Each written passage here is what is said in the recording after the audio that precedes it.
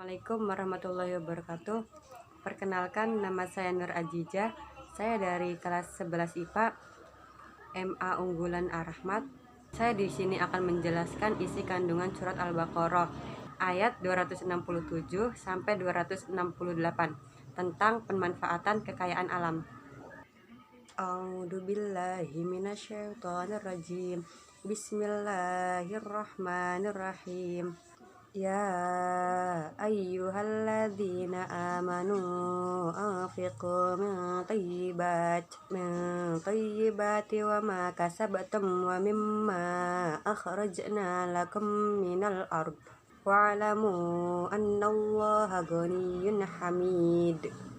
Asyaitonu ya'idukumul faqra ya'murukum bil fahsyah. Wallahu ya'idukum maghfiratu wa minhu wa fadlah. Wallahu wasi'un alim. Yang artinya, wahai orang-orang beriman, berinfaklah sebagian dari hasil usahamu yang baik-baik dan sebagian dari apa yang kami keluarkan dari bumi untukmu. Janganlah kamu memilih yang buruk untuk kamu keluarkan, padahal kamu sendiri tidak mau mengambilnya, melainkan dengan memincangkan mata terhadapnya. Dan ketahuilah bahwa Allah Maha Kaya, Maha Terpuji. Dan setan menjanjikan kemiskinan kepadamu dan menyuruh kamu berbuat keji, sedangkan Allah menjanjikan ampunan dan karunia-Nya kepadamu. Dan Allah Maha Halus, Maha Mengetahui. Pada makna, kebanyakan orang yang beriman kepada Allah Subhanahu wa Ta'ala dengan keimanan yang beragam, ini berbeda dengan ungkapan mukminun. Mukminun yang berhubungan dengan kemantapan mereka dalam beriman kepada Allah Subhanahu wa Ta'ala. Terambil dari kata infak yang berarti pengeluaran, pembelanjaan harta untuk kebaikan. Infak yakni sesuatu yang diberikan oleh seseorang untuk menutupi kebutuhan orang lain, baik berupa makanan, minuman, dan lain sebagainya. Dalam infak tidak ada ketentuan untuk mengenai jenis dan jumlah yang harta akan dikeluarkan, serta tidak pula ditentukan kepada siapa yang diberikan. Dan waktu pengeluaran infak yaitu pada saat memberikan rezeki tanpa ditentukan kadar jumlah yang harus dikeluarkannya. Terambil dari kata kasab yang berarti melaksanakan sesuatu dengan gampang dan tidak berhasil dengan upaya sungguh-sungguh. Awalnya tidak membutuhkan sesuatu, jika dinisbahkan kepada Allah Subhanahu wa Ta'ala berarti dia tidak butuh siapapun, sedangkan yang lain butuh kepadanya. Dinisbahkan atas nama Allah Subhanahu wa Ta'ala, yakni yang Maha Terpuji. Sesuatu yang terpuji paling tidak mengandung unsur perbuatan yang harus disandang oleh yang terdipuji, hingga ia masuk akal mendapat kebanggaan, yakni indah, dilakukan secara sadar dan tidak terdaftar oleh atau terpaksa. Maka dia yang tidak membuat dengan maksud dan yang diciptakan itu yaitu indah atau baik.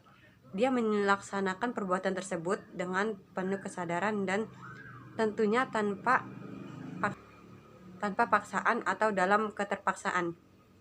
Allah Subhanahu wa Ta'ala memiliki kelebihan yang agung.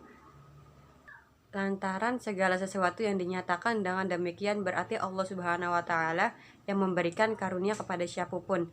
Lantar semua pada hakikatnya yaitu miliknya.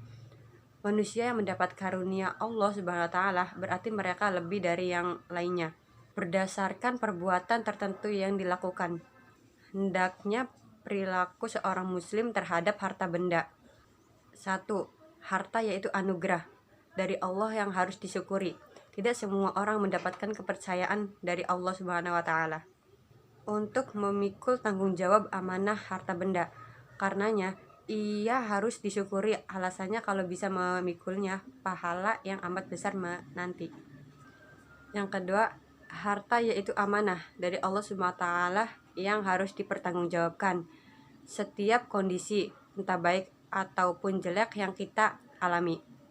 Sudah menjadi ketentuan dari Allah Subhanahu wa Ta'ala dan mesti kita hadapi secara baik sesuatu dengan cita-cita yang memberi amanah.